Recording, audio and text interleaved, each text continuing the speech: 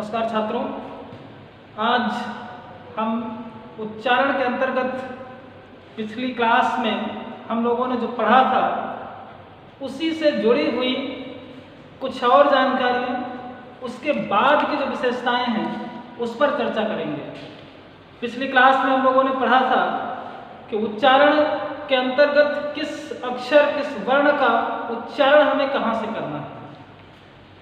दूसरे शब्दों में अगर जाना जाए तो उच्चारण का तात्पर्य होता है किसी वर्ण का बर्थ प्लेस, जन्म स्थान, कहाँ से उसे हम उच्चारित करते हैं। इसके बाद हम बात करते हैं किसी वर्ण का उच्चारण करने के लिए हमें किस प्रकार से प्रयास करना रहता है, उस प्रयास को हम किन किन नामों से जानते हैं।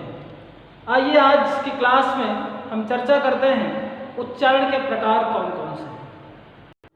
आज की क्लास में बात करते हैं उच्चारण में प्रयत्न के आधार पर भेदों की बात की जाती है।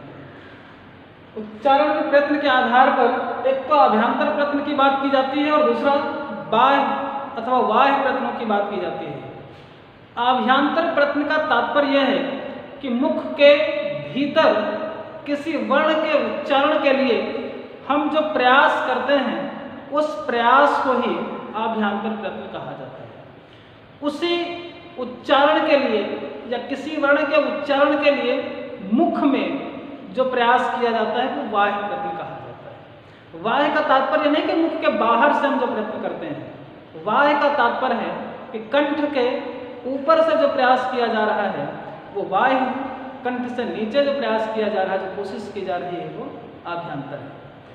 सामान्य सी बात यह कि अभ्यंतर प्रयत्नों की संख्या कम ही होगी क्योंकि भीतर से होने वाले प्रयासों की संख्या कम है और बाह्य प्रयास की संख्या अधिक है। यदि इनके भेदों की बात की जाए, इसमें संख्याओं की बात की जाए तो ये 5 हैं और इसकी बात की जाए तो ये 11 है। इसको आप ये समझ सकते हैं कि किसी क्रिकेट टीम में जो कुल खिलाड़ियों की संख्या है वही बाह्य प्रयत्न है और एक क्रिकेट टीम में जो लगभग गेंदबाजों की संख्या होती है वो 5 होती है और वो अभ्यंतर प्रयत्न है। इस प्रकार से हम इसे याद रख सकते हैं कि कितने अभ्यंतर प्रयत्न हो सकते हैं और कितने बाह्य प्रयत्न हो सकते हैं। फिलहाल हम जानते हैं कि अभ्यंतर प्रयत्नों के नाम कौन से हैं और कौन से वर्ण को किस प्रयत्न के अंतर्गत जाना जाता है। हम बात करते हैं अभ्यंतर प्रयत्न के नामों की और अभ्यंतर प्रयत्न के अंतर्गत आने वाले वर्णों की।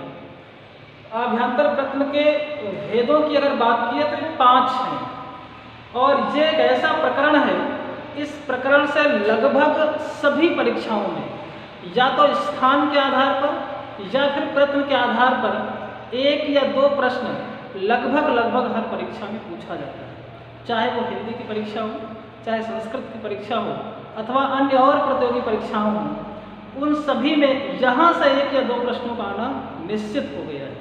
इसलिए इस प्रकरण को हम बहुत ही महत्वपूर्ण तरीके से पढ़ेंगे। अभ्यंतर प्रयत्न में स्पृष्ट, ईषद स्पृष्ट, ईषद विवृत, विवृत और समृद्ध, ये 5 भेद होते हैं। पहले हम इन शब्दों का परिचय जान लें, उसके बाद जानते हैं कि इसके अंतर्गत आने वाले वर्ण कौन से हैं। स्पृष्ट की बात की जाए तो स्पृष्ट का तात्पर्य होता है स्पर्श, स्पर्श करना। स्पर्श की बात की जाए तो छूना ना, जब भी हम किसी को छूते हैं, स्पर्श करते हैं, कहते हैं। और सरल भाषा में आपको जानना, आपकी भाषा में जानना, तो आप समझ सकते हैं कि टच करना।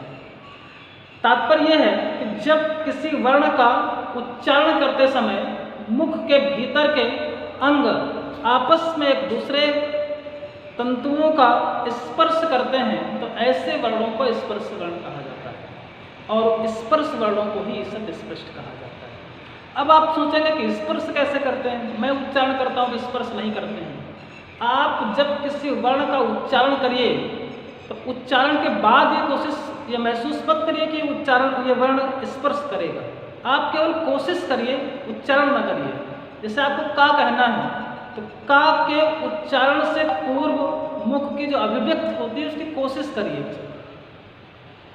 उच्चारण नहीं करना है, आपको केवल कोशिश करना है। जैसे का कहना, आवाज़ निकलने से पूर्व की जो स्थिति होती है, उस स्थिति पर आप महसूस करिए कि ये वर्ण उच्चारण स्पर्श है अथवा नहीं है। आप जैसे ही का उच्चारण कर लेंगे तब आपको संदेह हो सकता है कि ये स्पर्श है अथवा नहीं है, परंतु आप उसके उच्चारण की केवल कोशिश करिए और फिर महसूस करिए कि ये वर्ण उच्चारण स्पर्श है अथवा नहीं है। इस प्रकार से हम देखते हैं कि इसके अंतर्गत आने वाले वर्णों का नाम स्पर्श वर्ण है और उन्हें ही स्पृष्ट वर्ण भी कहा जाता है। स्पर्श वर्णों के लिए एक छोटी सी सूक्ति लिखी जाती है, कादयो माउसानः स्पर्शः। तात्पर्य यह है कि का से प्रारंभ करके माँ के समापन तक जितने भी अक्षर आते हैं, का से लेकर के माँ तक के अक्षरों को ही स्पर्श वर्ण और स्पर्श वर्णों को ही स्पृष्ट वर्ण कहा जाता है। फिर बात करते हैं ईसत् स्पृष्ट की। देखिए इसके अंतर्गत क्या आता है वो लिखने की बात अलग है, पहले हम जान लें कि इसका तात्पर्य क्या है और फिर हो सकता है कि हमें लिखने और या फिर अलग से पढ़ने की आवश्यकता न पड़े। ये नाम तो हमें किताबों में भी लिखे हुए मिल जाते हैं, कई बार हम इनका तात्पर्य नहीं समझ पाते और फिर अक्षरों को रटने की कोशिश करते हैं और फिर वो कहीं ना कहीं हमसे हमारे स्मरण से बाहर हो जाता है। ईसत् स्पृष्ट, स्पृष्ट का तो तात्पर्य वही होगा स्पर्श करना, ईसत् का तात्पर्य होता है थोड़ा सा अथवा कम। तो इसके अंतर्गत ऐसे वर्णों का नाम आता है जिसके उच्चारण में हमें थोड़ा सा स्पर्श करने की आवश्यकता पड़ती है। जैसे एक होता है कि वर्ण का पूर्ण उच्चारण अथवा पूर्ण स्पर्श और एक होता है किसी वर्ण के उच्चारण में थोड़ा सा स्पर्श करना। जैसे हम कहें कि य, व, र, ल, इसमें स्पर्श तो होता है परंतु वो स्पर्श कम होता है, इसीलिए इन्हें ईसत् स्पृष्ट कहा जाता है और इसके अंतर्गत 4 अक्षर आते हैं। फिर बात करते हैं ईसत् विपरीत की। तो ईसत् का तात्पर्य हम लोगों ने जाना कि थोड़ा सा और विपरीत का तात्पर्य होता है खुला हुआ। जिन वर्णों के उच्चारण में मुख थोड़ा सा खुला रह जाए, विपरीत का तात्पर्य खुलने से और ईसत् का तात्पर्य थोड़ा सा, जिन वर्णों के उच्चारण में थोड़ा मुंह खुला रह जाए उन्हें ईसत् विपरीत कहा जाता है। जैसे स, स, स, ह, इन अक्षरों का जब हम उच्चारण करते हैं ना तो मुख पूरी तरह से खुला रहता है और ना ही मुख पूरी तरह से बंद रहता है, इसीलिए इनका नाम ईसत् विपरीत है। फिर बात करते हैं विपरीत की। तो विपरीत का तात्पर्य होता है कि खुला रह जाना। ऐसे वर्णों का उच्चारण जिनके उच्चारण में मुख पूरी तरह से खुला रह जाए। अब एक प्रश्न ये बनकर के आता होगा कि हम किसी भी अक्षर का उच्चारण करें तो मुख हमारा खुला रहता है। आप का कहेंगे तो भी मुख खुलेगा, आप चा कहेंगे तो भी मुख खुलेगा, आप हा कहेंगे तो भी मुख खुलेगा। तात्पर्य नहीं है, तात्पर्य यह है कि जिस वर्ण के उच्चारण करने पर उच्चारण के बाद भी मुख खुला रह जाए, ऐसे अक्षरों का उच्चारण विपरीत कहलाता है। जैसे बात की जाए अ, ई, ए, ओ, उच्चारण के बाद भी मुख खुला रह जाता है। बड़े कम शब्दों में अगर हमें जानना है तो हम ये कह सकते हैं कि विपरीत का तात्पर्य अच होता है। अच का तात्पर्य स्वरों से है, अर्थात जो स्वर वर्ण हैं, जिनको स्वर कहा जाता है, जिनके उच्चारण में किसी और की सहायता हमें नहीं लेनी पड़ती है, वो विपरीत कहे जाते हैं। हमने विपरीत में सभी स्वर वर्णों को पढ़ लिया, ईसत् विपरीत में हमने सल वर्णों को पढ़ लिया, ईसत् स्पृष्ट में हमने यण वर्णों को पढ़ लिया और स्पृष्ट में हमने स्पर्श वर्णों को पढ़ लिया। कुल मिलाकर वर्णमाला में प्रयोग होने वाले सभी वर्णों को पढ़ लिया गया, फिर भी एक भेद हमारे पास बचा रहता है, समृद्ध। अब इसके अंतर्गत कौन सा वर्ण आता है? यहाँ से अक्सर प्रश्न पूछा गया है।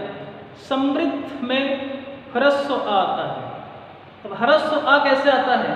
तो यहाँ से एक प्रश्न बनता है कि समृद्ध और विपरीत, विपरीत में जब मैंने कहा कि सभी स्वर वर्णों की बात की जाती है, फिर समृद्ध में अगर हम ह्रस्व आ की बात करते हैं तो वो विपरीत के अंतर्गत भी आता है।